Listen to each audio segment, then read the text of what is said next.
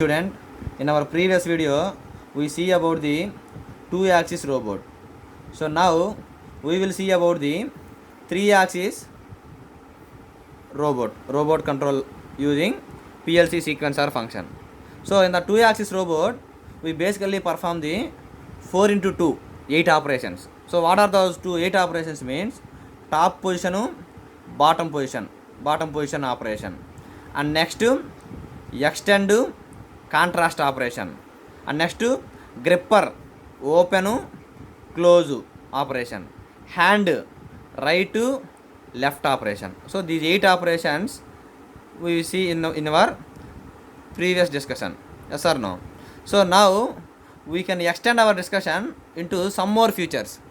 So that is nothing but the 3 axis robot. What are those extensions means?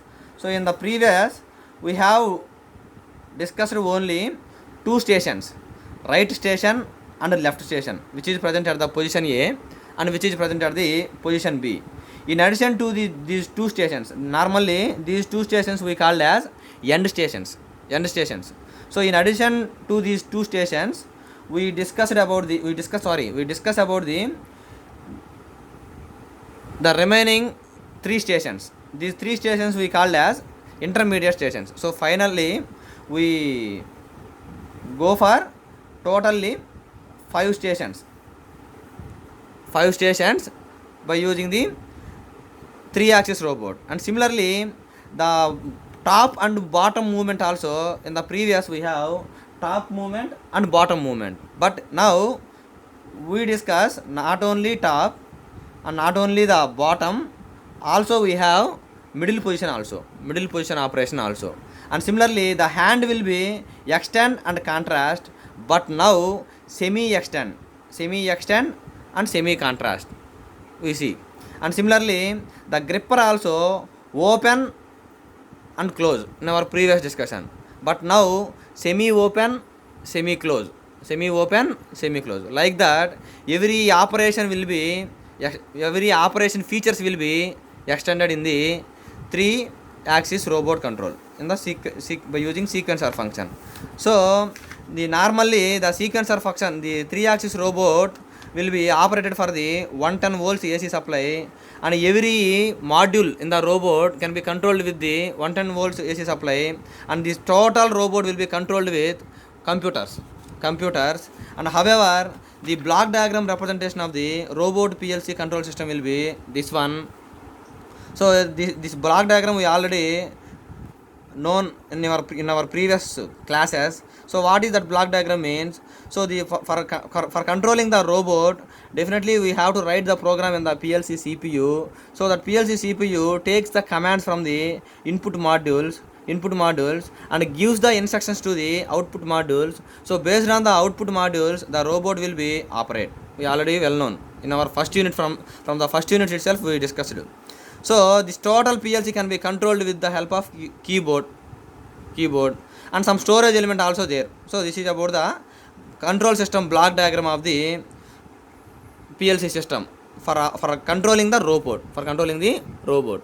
However, the input modules have some wire connections and the output modules have some other wire connections. So the wire connections may be typically 16. So the 16 input terminals are this one and 16 output terminals are this one, and the wire cables can be represented with some letters. So the input cables can be represented with these letters A, B, C, D, E up to S, and the output cable letters can be represented T, U and small k up to small k.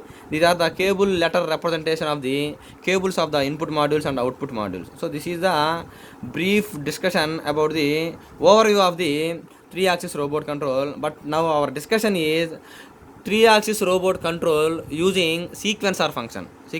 How we can control the 3 axis robot using sequencer function. So in previous we discussed some sequence of operations, but now in this example we won't bother about the what is the operation, just we see the how we give the sequence numbers for controlling the 3 axis robot. So these are the 25 sequences are there in this chart. This is the one example given by our John W. Webb for the Allen Bradley software So these are the 25 sequences for controlling the 3-axis robot. So all these 25 sequences performs a sequence of operation and perform some work. So what are those means? So here first one is initial state, all zeros, and second one is rotate clockwise, slide right. So rotate counterclockwise, sorry, here see we have, so counterclockwise, so this one is on, and slide right means this one is on, and next one is slide left, man up. So up is on, and similarly slide left is on. So like that we have the 25 sequences. All these 25 sequences are, we can represent in the number of steps in our syntax of the sequencer function. So this is the ladder diagram representation for controlling the 25 sequence of operations by using 3-axis robot control. So are we already known about the syntax of the sequencer function? So here we have the 25. Since we have the 25, the step circuit contact will be on for 25 times. For every time it performs the one sequence of operation, and the HR0050 represents the starting register, and OG0002 represents the destination register. And if you want to find at what sequence we have operate now, to find we go for the step pointer, that is HR0201.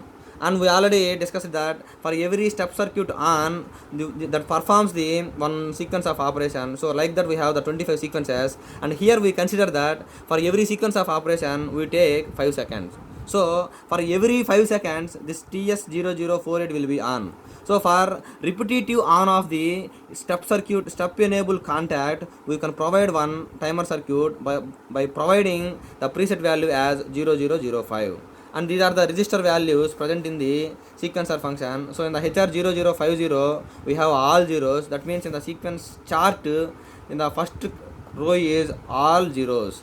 And similarly for the HR0051 we have 0000, 0001, 0001. So here 0000, 0001, 0001. And similarly for the HR0052 0000, 1000, 0100.